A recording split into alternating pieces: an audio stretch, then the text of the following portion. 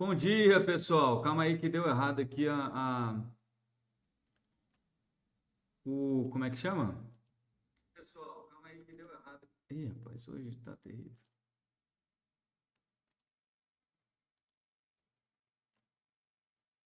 Vamos começar de novo.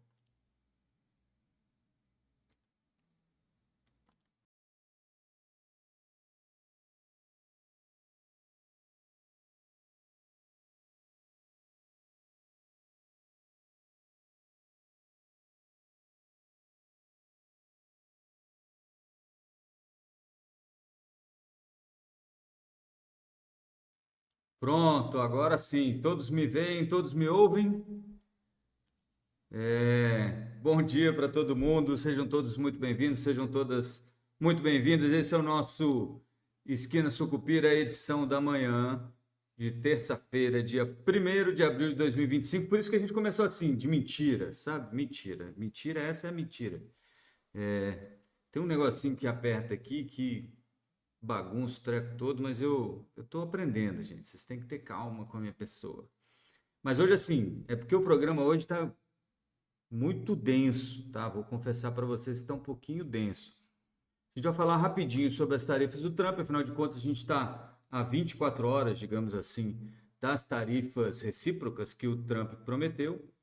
Então, a gente vai falar um pouco sobre isso, sobre as expectativas, sobre o que está acontecendo na cabeça aí dos investidores e como é que isso reflete nas nossas carteiras, nos nossos investimentos.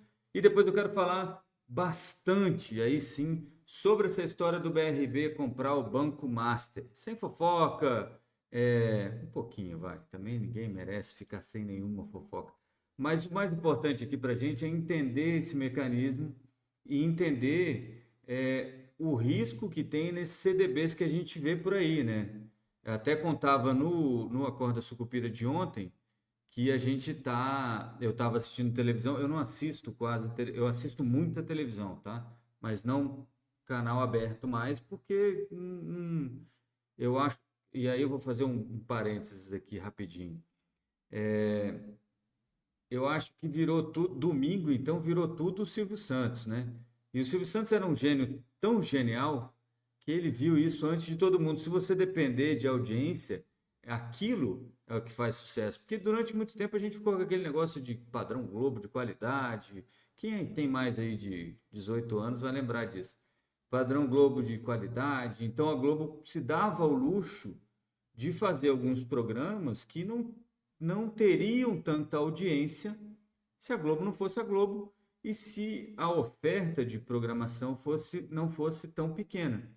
Hoje, como você tem um monte de streaming, etc, e tal, YouTube, não sei o que, você acaba assistindo outras coisas. Então, esse é o meu caso. Mas no domingo, voltando à vaca fria, no domingo estava eu assistindo TV aberta quando passou uma propaganda do Will Bank com aparentemente uma influencer aí de YouTube, eu não conheço, infelizmente ou felizmente.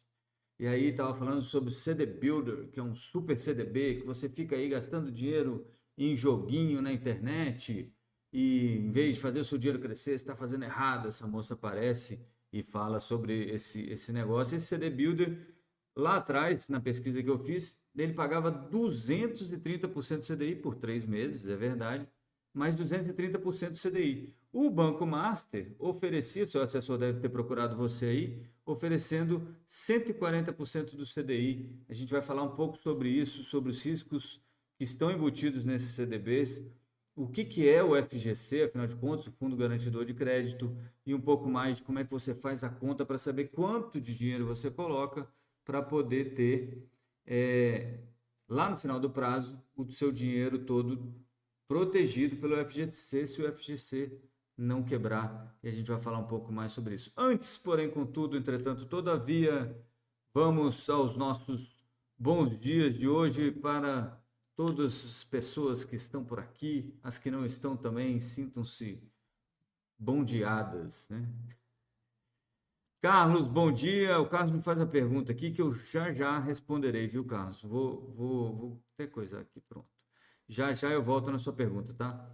Bom dia, Rodrigo, Maria Lúcia, Marina Flor. Bom dia, Marina Flor, que me pediu para cuidar de você. Olha, rapaz, olha a confusão. Muito obrigado, Maria Lúcia. Eu estou para gravar um vídeo para falar isso.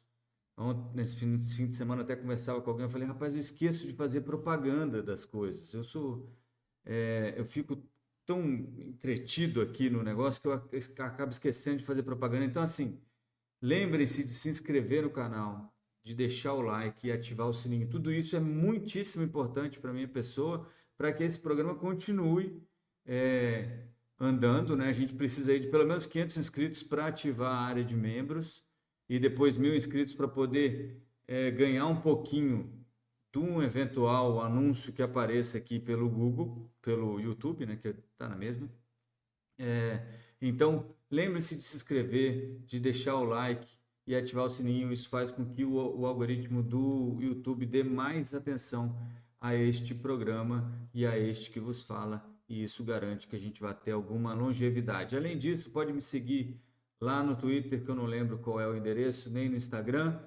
E também, e aí mais importante de todos, aqui, ó. Eu não sei mais se eu aponto para cá ou para cá. Para esse lado aqui é o QR Code, gente, porque eu vi que eu estava invertido. Estava assistindo no YouTube, e no YouTube eu estou invertido. Vocês sabem se é para cá? Para cá eu tô apontando para o QR Code. Alguém pode me dizer que sim ou não? Sim ou não? Sim ou não? QR Code para cá ou para cá? Tá aqui no meu querido Great Apes, esse livro é muito bom, viu, gente? Ou tá do outro lado? Depois vocês me respondem aí quando vocês puderem, por favor. Do outro lado, então tá desse lado aqui, né? É isso? Então fechou. Aqui para cá. Pronto. Aqui está o nosso querido QR Code para você. Se você ainda se você ainda não subscreveu lá no Esquina Sucupira, é gratuito. Você pode sim, obviamente. Eu gostaria muito que em algum momento você entrasse para o seleto grupo dos assinantes pagantes lá no Esquina Sucupira. Tem uma coisinha ou outra por enquanto para os assinantes pagantes, mas também ajuda a financiar tudo isso que a gente tem feito aí nos últimos dias, beleza? Então, não esqueça, é para cá. Não esqueça de assinar aí o esquinasucupira.substack.com, tá? Você pode ir pelo QR Code ou direto pelo endereço que eu estou passando para vocês, que é esquinasucupira.substack.com, ou vai lá no Google, coloca Esquina Sucupira, a gente aparece em primeiro. Rodrigo, você é fotógrafo? Não, não. Não sou. Por que fotógrafo? Não, não sou eu. Se você viu alguém parecido comigo, não sou eu. Deixa eu só acabar aqui os bom dia. Carmelina de Moura, bom dia. Eneida Alves, bom dia. Cadê? Edwin, bom dia. Nosso querido Ângelo Baraldi. Maria Lúcia, já falei. Ricardo Jorge Righetti, estava me ajudando com a mão aqui, com a mão esquerda. Marcos Eduardo. Tem um monte de gente que não me dá bom dia, mas está pitacando aqui na mão, né? Obrigado, viu, gente? De verdade.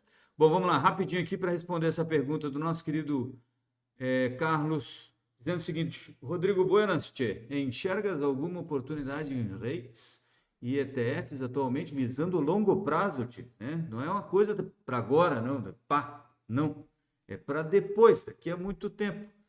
Então vamos lá, meu querido, deixa eu te falar uma coisa. Você está falando lá nos Estados Unidos, né?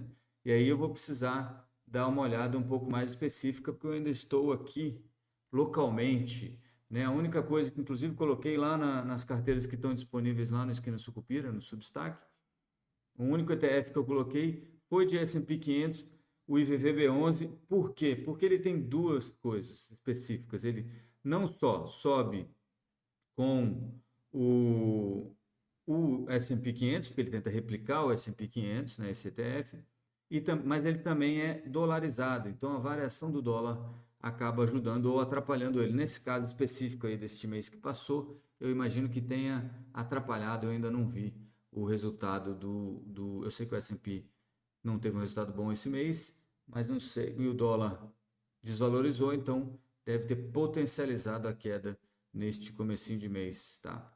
Neste comecinho de ano aqui, agora em março. Beleza? Então, eu não vi nada ainda, mas posso dar uma olhada para você. Eu tenho algumas sugestões meio malucas assim, para esse tipo de coisa, mas depois a gente conversa sobre isso com um pouco mais de atenção. Beleza? Bom, vamos ao que interessa. Então vamos falar rapidinho aqui.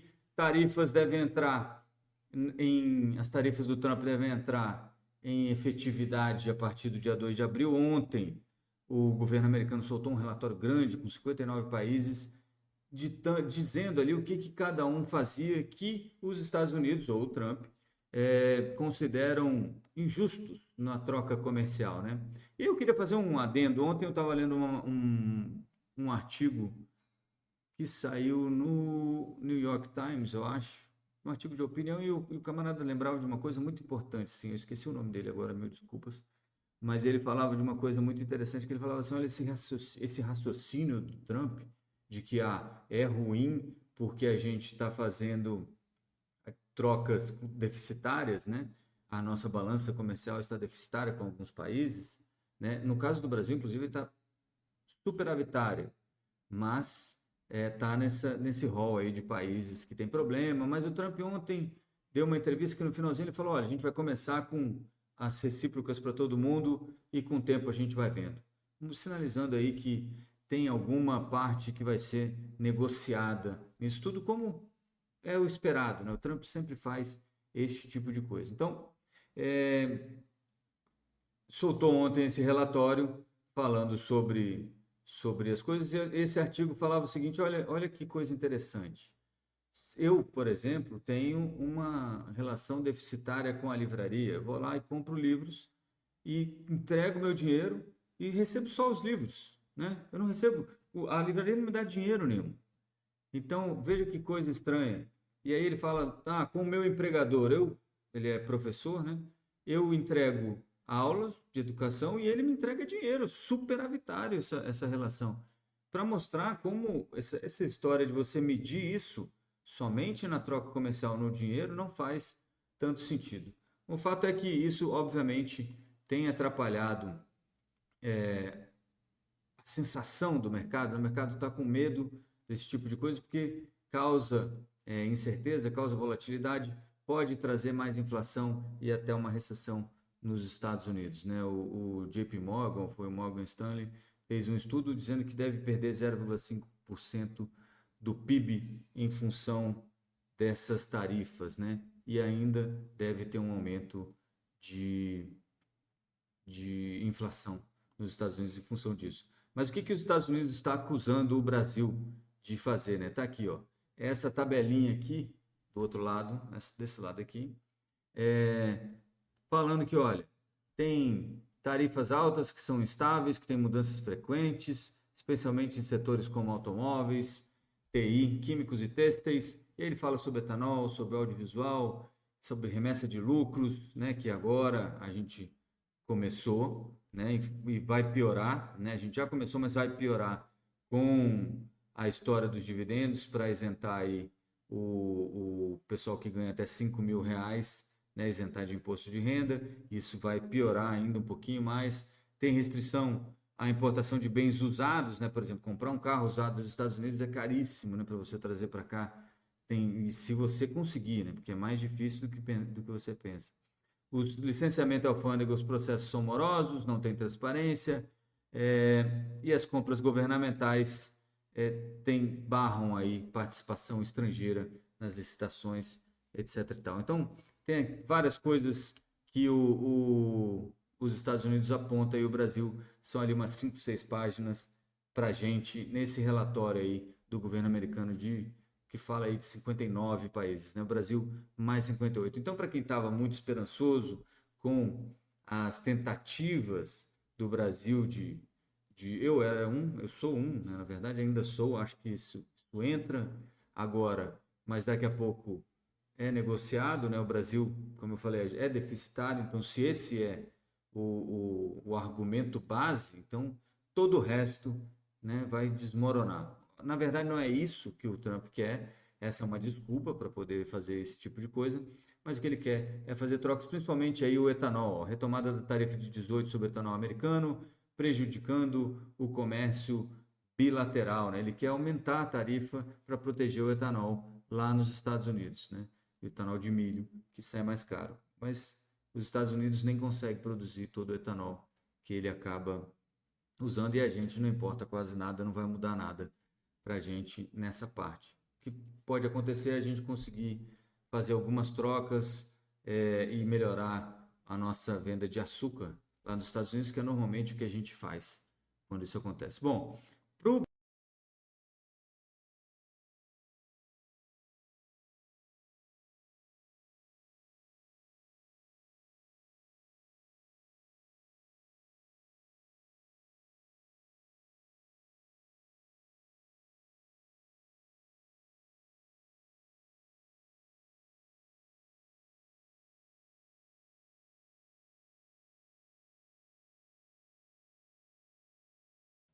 Olha eu aqui, pronto.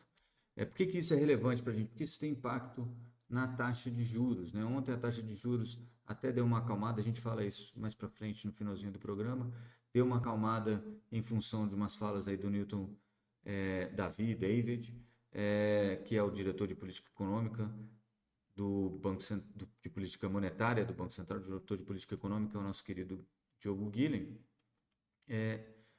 Mas tudo isso vai ao encontro daquela conversa do Banco Central de diminuir a velocidade do aumento em função da demora na transmissão do aumento da taxa de juros para a economia real e também em função das incertezas que as tarifas que o Trump deve adotar devem causar, né?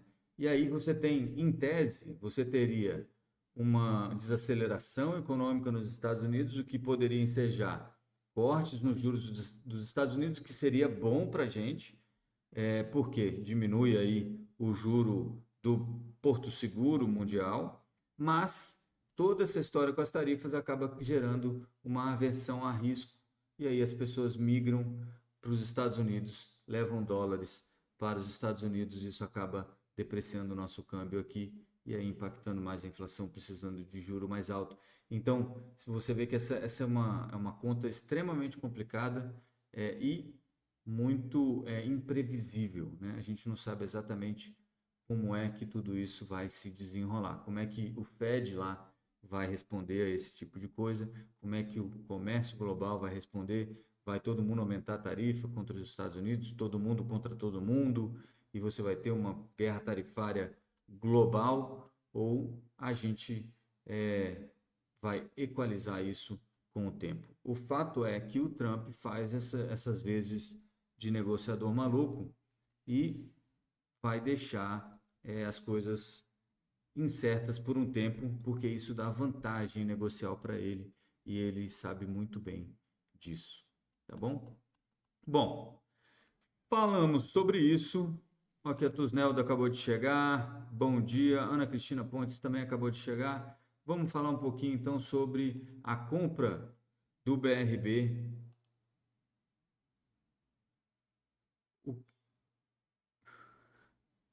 O, a compra do BRB, a compra do Master, do Banco Master pelo BRB, né? O Banco Master ofereceu, o BRB ofereceu 2 bilhões pelo Banco Master, e aí vai levar todos aqueles ativos que tem lá.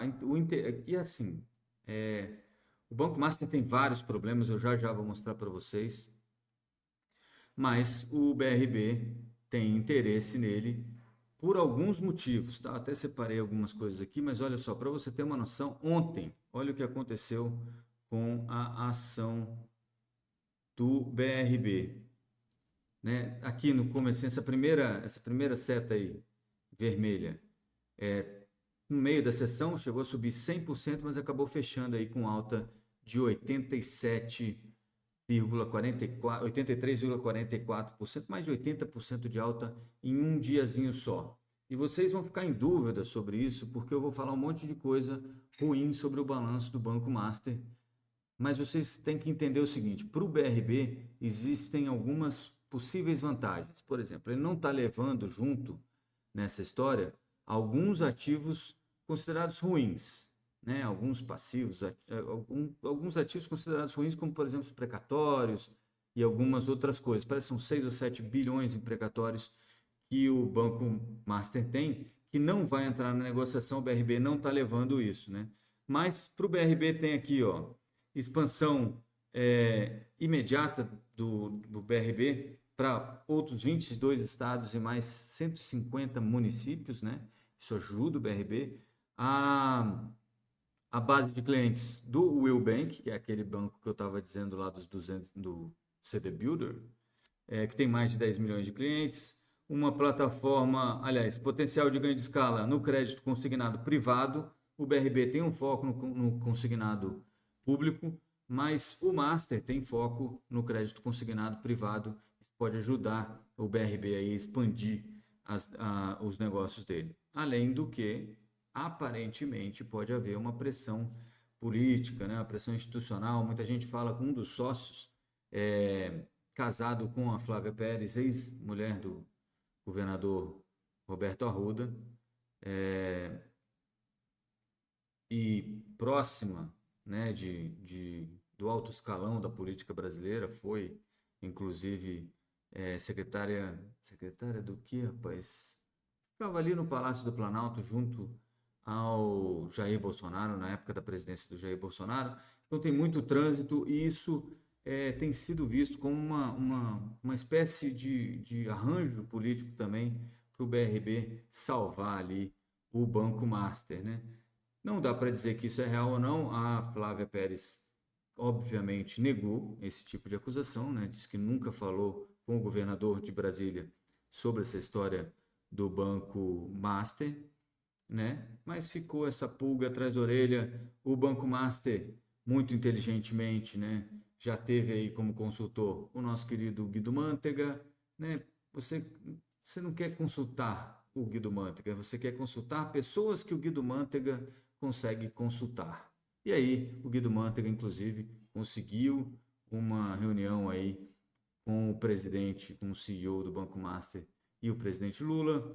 Então, tudo isso sempre tem, sempre não, né? Mas pode ter alguma outras jogadas aí no meio, né? Bom, para o acionista do BRB, que eu achei que não fosse gostar, depois eu fui entender melhor um pouco dessa ideia. Para o acionista do BRB, eles acham que tem fôlego, o BRB tem fôlego para adquirir esses CDBs caros, né? Porque vem nesse portfólio esses CDBs de 140% do CDI que o Banco Master estava vendendo para você aí, que eu sei que você comprou. E depois ir trocando isso por taxas mais módicas, como diz o presidente do BRB, e eu falei com vocês ontem. O que não vai com eles, não interessa a eles, mas interessa a outra pessoa que também circula em vários gabinetes do alto escalão da política brasileira, o nosso querido André Esteves. Aqui, ó. André Esteves aí, ó. Que sorriso simpático, né? Nada como ser bilionário para você ter um sorriso muito simpático. O André Esteves e o BTG Pactual aparentemente estariam interessados em comprar os precatórios. Aí vocês vão lembrar daquela fofoca do Ciro Gomes. Olha só, tá pagando o precatório. Olha, imagina se você souber qual o precatório que vai ser pago, né, antes das outras pessoas. Então você pode comprar precatórios baratos. Né? O que é o precatório? É uma dívida do governo federal, estadual, municipal com uma pessoa a ser paga no futuro. E às vezes demora horrores, né? Por exemplo, o meu avô tinha um precatório para receber que ele não recebeu, morreu e não recebeu, ficou para meu pai e para as irmãs, né? Para a família do meu pai.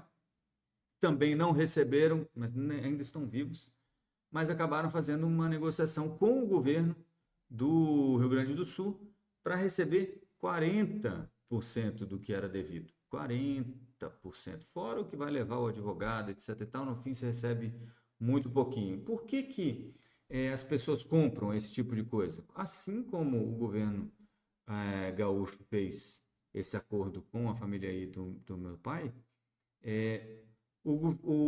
os advogados ficam por aí comprando precatórios. Olha, você tem um precatório, mas já tem 30 anos, isso aqui vai demorar 60 para você receber. Quanto é? Ah, é 100 mil, então eu pago 40. Por que ele paga 40? Porque lá na frente ele acredita que vai receber ou 100 mil, ou 50 mil, 60 mil, 70 mil. E aí ele fica com esse crédito na mão para tentar receber lá na frente, aí recebe nessa diferença. E a pessoa que queria o dinheiro na hora, paga, então, se livra desse risco e ganha um pouquinho do dinheiro. Então, o nosso querido André Esteves, o BTG estaria negociando aí 7 bilhões em precatórios federais, estaduais e municipais, mas eu vou contar um segredinho para vocês. Dos 7, 6 estão federal. Vocês pensem o que quiser, eu não posso falar nada sobre esse assunto, porque eu não tenho provas de absolutamente nada, tá bom? Mas é isso. Vamos lá. O que é o Banco Master? Então, por que eu falei que eu vou falar um monte de coisa ruim para o Banco Master? Vocês vão pensar, mas por que o BRB quer comprar essa coisa? Já expliquei lá na frente. Se você chegou agora, volta lá depois, mais para o comecinho da live, eu falei sobre isso, quais são os interesses aí do BRB. Bom, duas coisas você tem que olhar quando você vai comprar coisas de banco, né? O banco tem um negócio chamado Índice de Basileia, que segundo, tá aí, é o primeiro círculo aí de cima, que segundo aqui o nosso querido site bancodata.com.br, que é muito bom para você ver dados de bancos, estava em 11,5 lá em junho de 2024, que é o último balanço do Banco Master publicou, né? O mais recente, o balanço mais recente. O que é esse índice de Basileia? É uma conta que você faz do capital que você tem contra o risco que você tem. Quanto maior esse número, melhor. Segundo o Banco Central, o mínimo exigido para o Banco Central é 10,5% de índice de Basileia, tá? E índice de mobilização é o quê? Quanto dos ativos do banco estão imobilizados, né?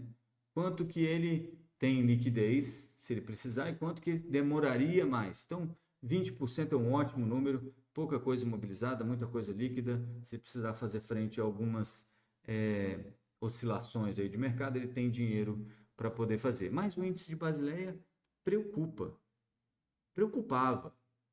lá em junho de 2024, que estava em 11,5, e eu falei para vocês que o Banco Central aceita no mínimo 10,5. Mas eis que em setembro, um relatório do Banco Master, que eu estava vendo ontem, aponta que em 30 de setembro, aí sublinhado, eu não sei se vocês conseguem ler, deixa eu ver se consigo aumentar aqui. Olha aí, o conglomerado Master, em 30 de setembro de 2024, atingiu o índice de Basileia de 10,53, superando o índice Basileia mínimo requerido de 10,5, que é basicamente, como é que eu vou falar? Basicamente o mínimo exigido, né? E isso nos leva à segunda questão aqui que eu queria falar com vocês sobre, que é essa história do CDB turbinado, né? Você chega lá, o seu assessor liga para você e fala: tia, olha só, tô com... E eu não estou falando mal de assessor, eu inclusive já fui assessor de investimento, viu, gente? Hoje sou consultor CVM, sou analista, mas já fui assessor, e assessor tem um probleminha que eu vou explicar para vocês já qual é. Mas ele chega para você, liga e fala assim: olha só, tem um CDB que paga, que era o que o Banco Master estava oferecendo até o final do ano passado, aqui, dezembro, paga 140% do CDI. Faz 140% do CDI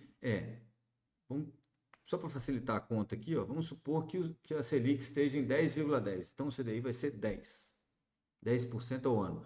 140% do CDI ao ano é 14, certo? O que é o banco pagar 140% do CDI? O que é ele pagar 14% ao ano? É ele pegar emprestado dinheiro a 14% ao ano. E aí você empresta esse dinheiro a quanto? Para que tipo de gente? Quem vai estar tão desesperado para pagar um juro astronômico, né? Quem tem pouca solvência. Então você tem um problema aí para quem a carteira de crédito do Banco Master está apontada. Se você pegar esse último balanço aí de junho, o banco teve 500 milhões de reais de lucro. Mas, quando você vai olhar, boa parte desse lucro está na compra do Eubank, do Voiter, etc. e tal. Operacionalmente, ele ficou praticamente nulo. Isso é, na operação bancária mesmo, não tem nada. O efeito lucro ali era um efeito majoritariamente contábil, né, de coisas não recorrentes, como a compra, a aquisição do outro banco, do Will Bank.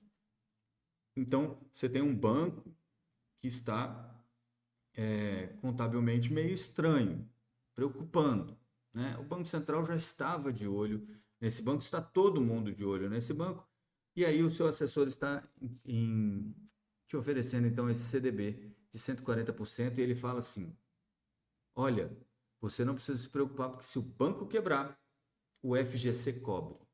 Muito bem. O que é o FGC, né? O FGC é o Fundo Garantidor de Crédito e ele cobre até R$ 250.000 por instituição, por CPF, com um limite de 1 milhão acumulado a cada 4 anos. Tá? O que é coberto? Qualquer dívida contra o banco. Então, CDB, LCI, LCA, conta corrente poupança, letra de câmbio e por aí vai. Não tem cobertura para fundo de investimento, ação, debênture, COI, criptoativo, e o prazo por ressarcimento vai aí de semanas a meses, né? Mas assim, normalmente, né, ultimamente tem ficado aí em semanas. A cobertura considera a instituição em todas as empresas sob o mesmo CNPJ base. Então, por exemplo, se você tiver uma conta no Will Bank e no Banco Master, a soma deles tem que ficar em 250 mil. Até 250 mil você recebe, o FGC paga. O FGC é um fundo, ele é um fundo privado, né? São os bancos que financiam o FGC e ele existe para dar mais segurança ao sistema, tá? Deixa eu ver só uma coisinha aqui, ó. Olha lá, a Carmelina disse que não compraria um banco com um índice de Basileia de 10,53. Pois então, a argumentação do FGC é boa, é sound, né? Robusta. O FGC vai pagar até o dia que ele não pagar, ele não conseguir pagar. O que o pessoal está falando agora? Se você pegar aí o que tem de ativo que deve ser pago pelo FGC, dá mais ou menos 50 bilhões, no caso do Master, se o banco quebrasse amanhã. No caso do Master. Quanto tem de liquidez o nosso querido FGC? O FGC tem 100 bilhões de reais de liquidez, tá? Nesse momento. Então, metade da liquidez, eu já vou falar sobre esse gráfico aqui, vou até tirar daqui por enquanto. Metade do que o FGC tem a ver aí com o Banco Master, se ele tivesse que pagar todo o Banco Master.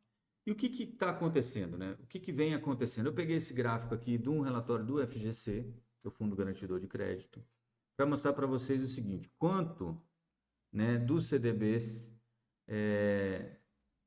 estão ficando dos ativos de bancos menores proporcionalmente ao valor total ali de cobertura do FGC.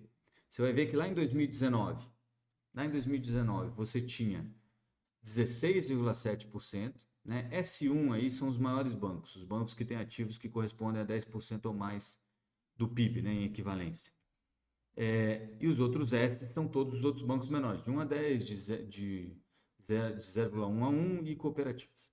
Tem mais um nível aí nessa separação. Mas basicamente era 16,7% lá em 2019 e os bancos descobriram que esse era um argumento de venda muito bom para o assessor de investimento, e aí que eu estou falando. Bom, aí saiu de 16,7% para 23,7% hoje, o que mostra que tem sido útil, né? Tem sido eficaz essa venda com base no FGC, com quanto o FGC pode garantir de pagamento aí para o investidor, tá? E aí você pode pensar o seguinte: poxa, mas aí, né, o FGC é robusto, e ele é robusto, né? Se o Banco Master quebrar, ele tem os 50 bilhões estão cobertos. Hoje tem liquidez bastante no FGC para pagar isso. O problema é que se você tem dois eventos dessa magnitude ao mesmo tempo, e que, embora improváveis, podem acontecer, você está correndo algum risco. Inclusive, as coisas ficam tão mais confusas porque recentemente o Ciro Nogueira estava falando em aumentar o limite de, em vez de 250 mil, 1 milhão de reais protegidos pelo FGC. Mas você vai ver aí que nesses grifados aí em amarelo e verdinho, tá quantas contas estão aí no limite de 250 mil reais, né? 99,67% das contas tem até 250 mil reais. E aí você tem que se perguntar por que Ciro Nogueira, então, estaria interessado em aumentar isso para 1 milhão, né? Se 99,67% dos CPFs estão protegidos pelo FGC. Eu não tenho resposta para isso, talvez vocês tenham por aí. Mas vocês vão notando que a economia brasileira ela tem atores diferentes, né? Atores interessantes. Então, isso aqui é só para mostrar que tinha essa ideia aí de 1 milhão, não faz nenhum sentido, o FGC mesmo acabou rechaçando esse tipo de coisa. Pois bem, antes de entrar nisso aqui, já vou falar sobre aquilo ali. Aquilo ali é uma conta para saber o valor presente de algo, para você saber quanto você pode colocar no CDB para estar protegido pelo FGC. Eu só resumi aqui, porque é muita coisa que eu falei de uma vez só, que é o seguinte. Então, os bancos começaram a fazer uma estratégia de funding, né, de pegar dinheiro cada vez mais cara, oferecendo essa garantia do FGC. Para o assessor de investimento, e aí ele tem um conflito de interesse, e ser conflitado não quer dizer ser desonesto, gente. Não é isso que eu estou falando, tá? Nem de longe. Mas ele tem algo que pode acabar movimentando ele para um lado ou para o outro, que é o comissionamento por produto, certo? Então, ele recebe um tanto daquilo que você aplica num CDB desse. Segundo alguns levantamentos aí, estava em 2,5%, 3%. Então, imagina o seguinte, se você põe 100 mil reais, o escritório ali de assessoria recebe 3 mil reais por isso. É um bom incentivo. O assessor normalmente fica com 40% disso, 50% disso. Então, ele ficaria ali perto de 1.500, 1.200 reais. Se você coloca 200 mil reais, ele vai ficar então perto aí de 8 mil, né? 1% dá 2 mil. Não, essa conta está toda errada, né? 1% de 150 é 1.500, então ele vai ficar ali com mais ou menos 750 e 1% de 200, 2 mil reais, ele vai ficar mais ou menos com 800 reais aí, ou até 1.000 reais mais ou menos. Bom, o que você tem que ter em mente aí? Não tem nada errado, ele tem que ganhar o dinheiro dele também. Tem que ter em mente que há um incentivo para ele te oferecer esse CDB, que às vezes não é o seu melhor interesse, mas ele não está mentindo quando ele fala que o FGC pode cobrir isso. Pode. Em um evento muito raro, se você tiver 2 Banco Master quebrando ao mesmo tempo e 2 do mesmo tamanho, você teria insuficiência do FGC para pagar isso. Mas os bancos provavelmente tentariam ajudar você a receber isso, porque isso atrapalharia o sistema todo e os bancos, obviamente, não querem que isso aconteça. Entenda, o FGC não é do governo, o FGC é dos bancos, tá? É uma instituição privada, é um fundo privado, feito como se fosse um seguro feito para cobrir esse tipo de evento no mercado financeiro. Pois bem, o que você precisa saber? Tá, eu vou colocar um pedaço do meu dinheiro nesse negócio, mas eu quero estar protegido pelo FGC. E o FGC paga até 250 mil. Aí a pessoa vai lá e coloca 250 mil num CDB de 2 anos, que vai pagar 140% do CDI e você não pode sacar antes. Qual é o problema disso? No mês seguinte, se quebrar, você já está perdendo dinheiro, no sentido deixando de ganhar a valorização que você poderia ter no seu CDB. Por quê? Porque ele vai ultrapassar 250 mil. E lembre-se, o FGC paga até 50 mil, a 250 mil reais. Então, tem uma continha que você deveria fazer, que é esta conta aqui. Cadê ela? aqui. VP igual ao VF sobre 1 mais I elevado a N. Então, VP é o valor presente, VF é o valor futuro, dividido por 1 mais a taxa de juro, né? Se é 18, é 0,18, que, por exemplo, nesse exemplo que a gente colocou aqui, elevado ao número de anos que você vai ficar naquela taxa. Então, eu fiz essa conta de 18, porque se for 14,25 a 140% do CDI, seria mais ou menos 18.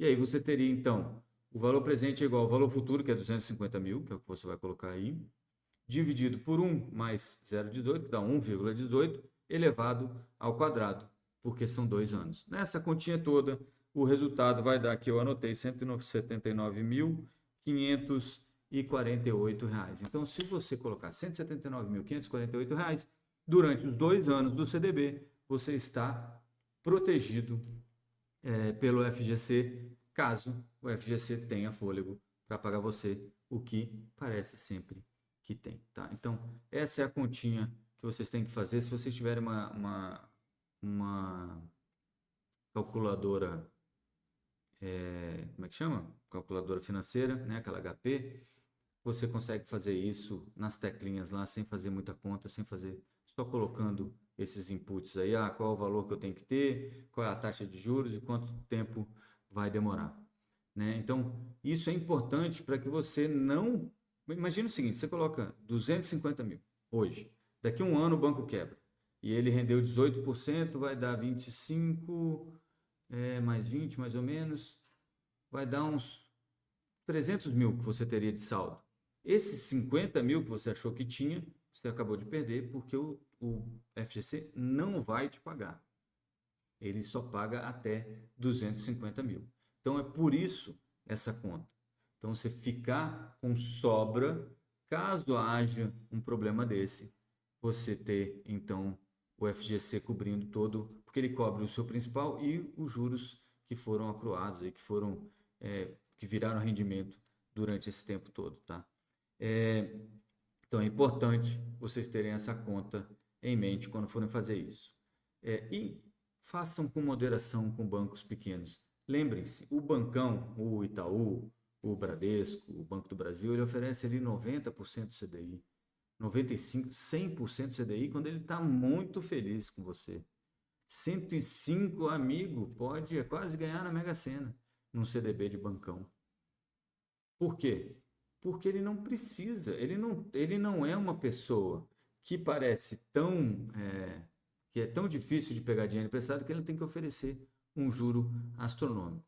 Então é isso que vocês têm que manter na cabeça de vocês quando vocês forem fazer isso, se forem fazer isso. E lembrar que o assessor tem esse conflito de interesse, que não quer dizer que ele está fazendo algum mal para você, mas que pode levá-lo a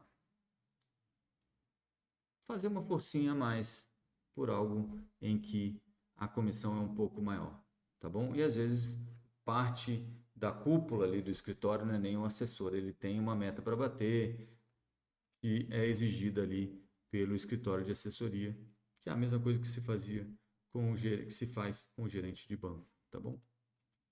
Muito bem, dito isso, e já avançado da hora, aí, mais de 40 minutos já, só para a gente encerrar aqui, vou fazer aquele giro dos mercados rapidamente, só para falar o seguinte: o mês fechou e fechou com essa ideia de que vai ter muito incentivo ao consumo no Brasil, né, com crédito consignado, isenção de imposto e outras coisas más que devem sair aí durante o ano, e que o Banco Central não vai subir os juros muito forte, né? Inclusive ontem o nosso querido Newton Davi, eu tenho que tirar uma aqui, calma aí, deixa eu só fazer o seguinte aqui.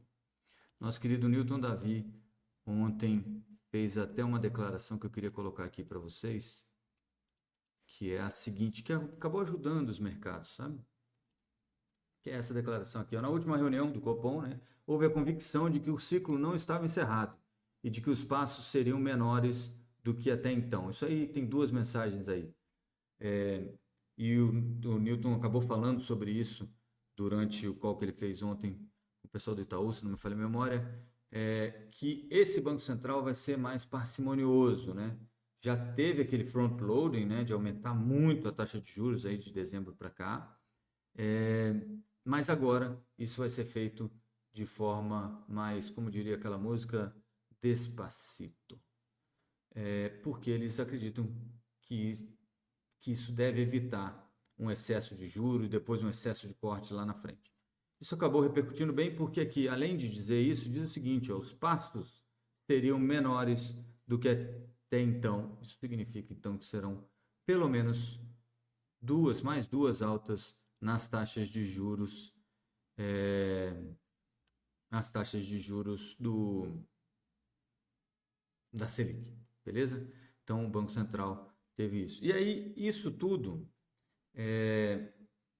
se coaduna com essa ideia de que a gente vai ter impulso ao consumo e taxas de juros não tão altas quanto a gente estava esperando. Está um pouco também naquele racional que eu coloquei na sexta-feira lá na carteira recomendada arrojada, tá?